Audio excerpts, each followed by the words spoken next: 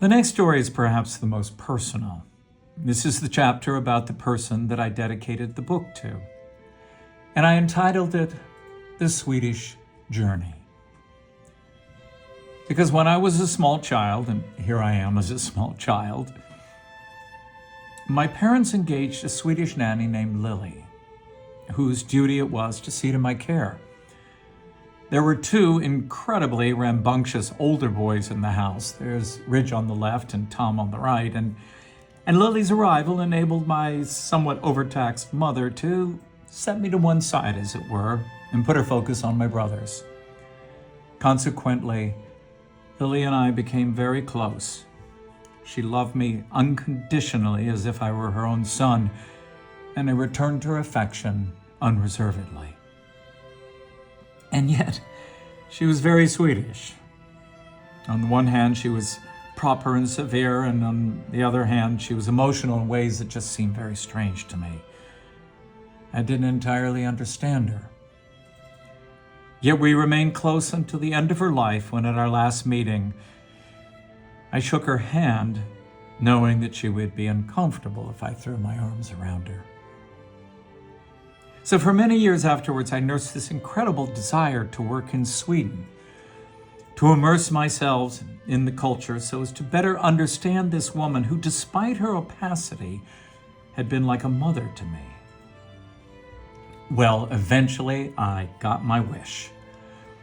I was introduced to a couple, he's American and she is Swedish by birth, who purchased several properties on Värmdö, the largest island in the Stockholm archipelago. A landscape of large granite outcroppings and pale green forests that simply erupt with wildflowers in the summer. Now, there were a handful of 20th century structures, all very classic in style, and this couple wanted to transform them into an aesthetically consistent compound to which they and their children could travel from America in the warm months for a traditional old country experience. Well, the first of the buildings that I undertook, the guest house, established the project's character. Now, we began by gutting the rather uninspiring structure and fitting it with elements drawn from Sweden's residential heritage. A staircase whose silhouette resembled craft elements that I'd seen on different houses, bleached wide plank pine floors, and very simple moldings. And columns dating from the 1920s were inserted to give definition to the two adjoining rooms. And colors were chosen for their responsiveness to that very soft, granular northern light. I replaced all the doors with Sweden's ubiquitous knotty pine variety, and believe it or not, you can get these doors at the Swedish version of the Home Depot. But I waxed them rather than painting them to showcase their absolute simplicity and character and the beauty of the simple pine. This palette and simple palette served as a background for the silhouettes of the furniture and the objects, which even at their most refined, like the daybed in the entry hall, were playful, even folk-like rather than formal. And in the rugs, curtains, and upholstery, I used more patterning than the average suite might accept, but I kept them quiet. Decorative objects like copperware and plates were spare, but always functional. There is no Swedish word for tchotchke. And though somewhat more grand and colorful, the main house drew on the simply essential, modest, folk-based sensibility. Two pre-existing rather serious columns flanked the portal between the foyer and the entry hall, and the country-crafted stair rail is a cousin to the one in the guest cottage, and the fabrics are executed in traditional needlework technique. You'll notice the strings of wild strawberries. And perhaps the most representative space is the combined kitchen and dining room, which remains at once dramatic and bulldog-friendly. And the centerpiece is a 14-foot long dining table, and it's actually my design, for which it is drawn on simple farm furniture. It's kind of an interesting story because I was lucky on this project that I was given virtually carte blanche to go all over Sweden to collect many of these antiques. And of course, it was a large family, so I needed a very large dining table. And I kept on looking for an actual antique dining table. But when I came upon what they said was a long 12-foot or 14-foot dining table, I found out that it was only 18 inches wide. And the dealers would constantly tell me that this was a dining table, and I would tell them, no, it's not a dining table. This is, it's a console, or it looks like a work table, but we can't use it as a dining table. And the one frustrated dealer finally said to me, Marshall, this is a dining table.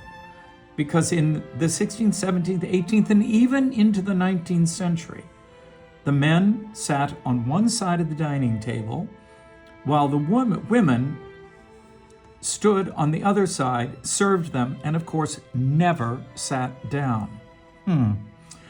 How times have changed. I designed this carpet that took its cues from Scandinavian hand-knitted sweaters.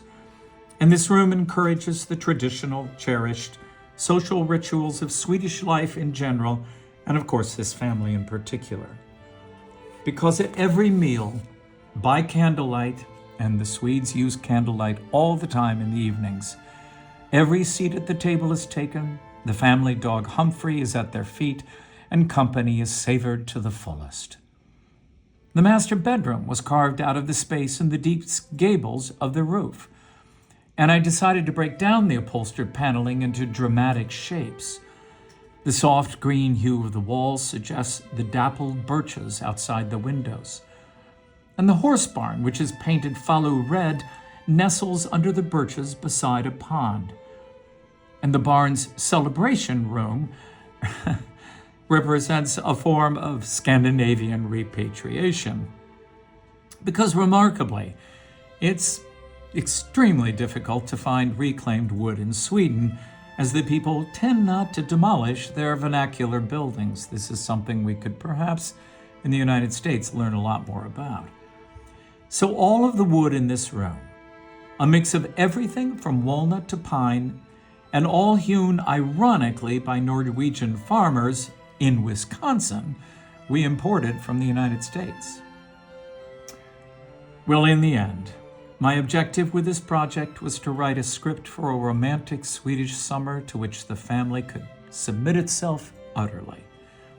And today, even though the kids are now college age and they are itching to cut the cord, they still want to return to their summer idyll, to forget that they're Americans for a time and participate in their mother's and indeed their own heritage. Well, I never let on to my clients or even my staff that this journey was personal as well as professional. But when it was over, I did feel that the veil of difference between Lilly and myself had been lifted. What had seemed strange just made sense. I understood her reserve and the great depth of emotion that was beneath it. My clients had found their way home, and so had I.